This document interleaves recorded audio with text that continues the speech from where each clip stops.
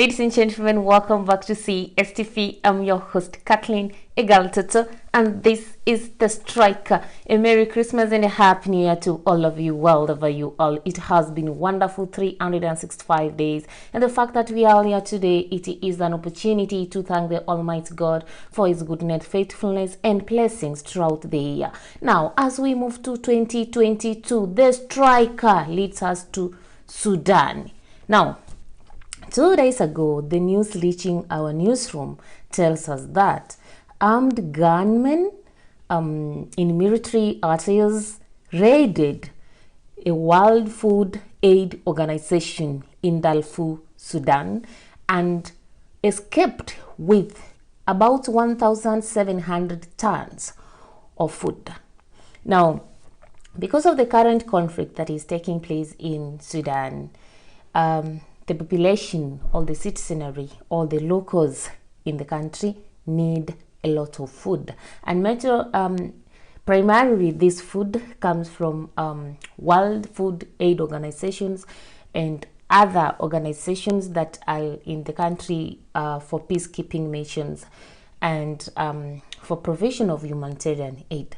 Now, the fact that a food store has been raided and food worthy tons and tons has been taken away, it raises a lot of questions with regard to, number one, the security of the peacekeepers and the humanitarian aid providers in the country, and number two, it raises the question on the security, especially humanitarian security and food security for the locals in the country. And it also raises the question on who might have been these armed men who raided this food outlet.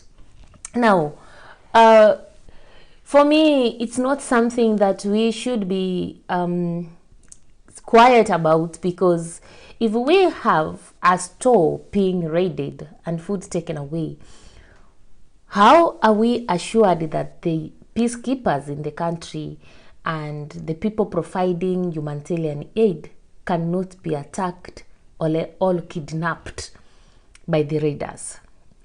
How secure are the peace providers in that particular country? And then it also raises a question on who are these gunmen?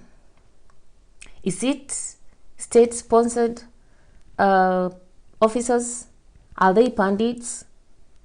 You know, when the director of the organization calls for please return the food, a lot of people need this food, I just believe that this is something that it is a call that is landing on deaf ears, because the reality is that that food cannot be returned.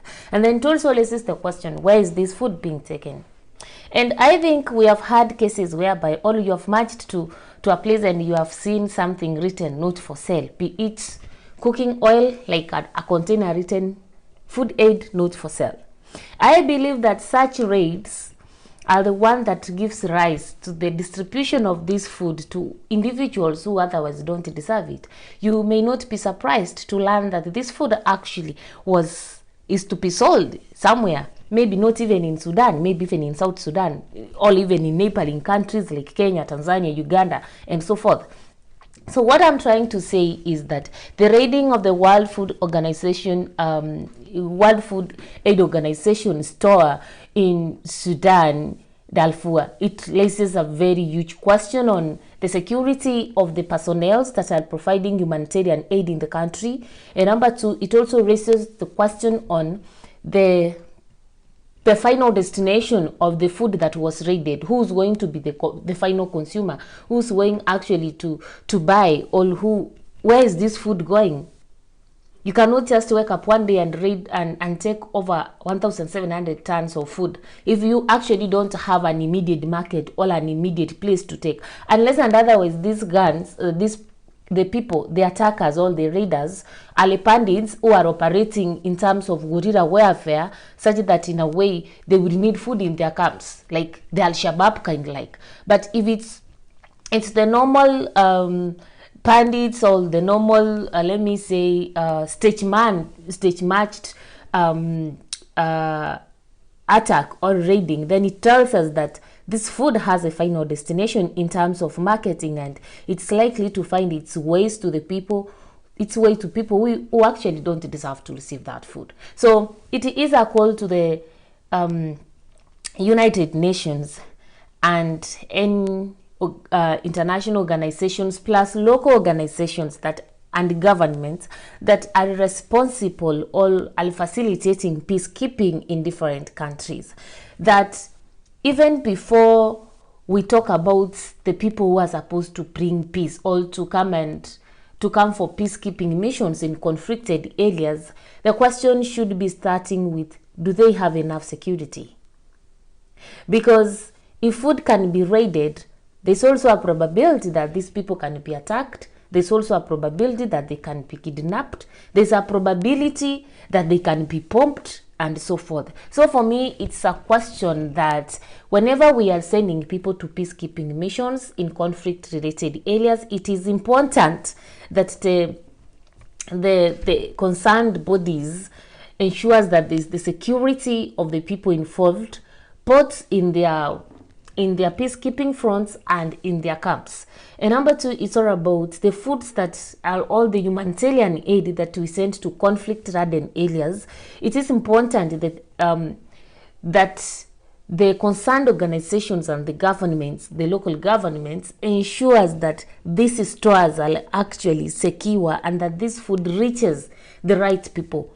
Such cases of losing over 1,000 tons of food at once is not good news to that man in Gunmen, to that young girl, to that young boy in Sudan, who is really depending on that aid for survival. Otherwise, what do you think? Do you think it was armed bandits? Do you think that it is a stage-matched attack? Or it's a stage-matched raiding?